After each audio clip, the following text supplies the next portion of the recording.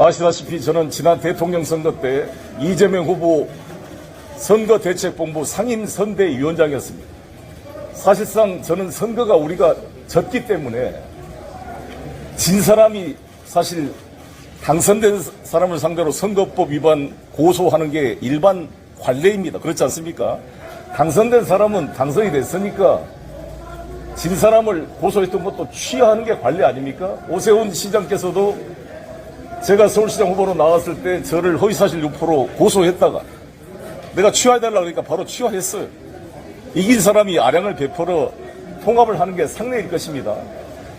그래서 사실 미국 같은 데는 트럼프 대통령이 지난 대통령 선거 때 바이든 대통령에게 졌는데 그거를 승복하지 않고 그 지지자들이 미국 국회의사당을 점거하는 초유의 사태가 발생했습니다.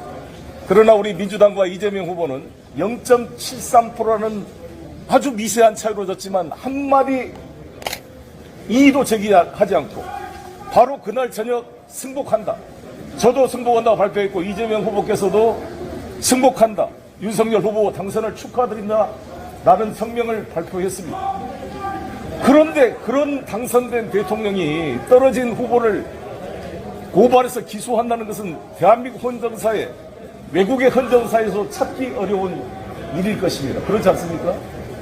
뭐 해도 너무한 거 아닙니까? 이 당선된 대통령이 통합을 해야 되는데 진 사람을 고발해서 그래서 제가 그때 당대표로 계속 있었다면 당연히 고발을 제가 했을 텐데 아시다시피 대통령 선거 패배의 책임을 지고 바로 제가 그 다음날 사표를 냈습니다.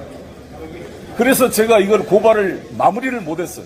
사실 제가 그런데 나중에 이재명 후보가 기소돼서 재판을 받는 거 보고 이건 아니라 싶었습니다. 이거 너무한 거 아닌가.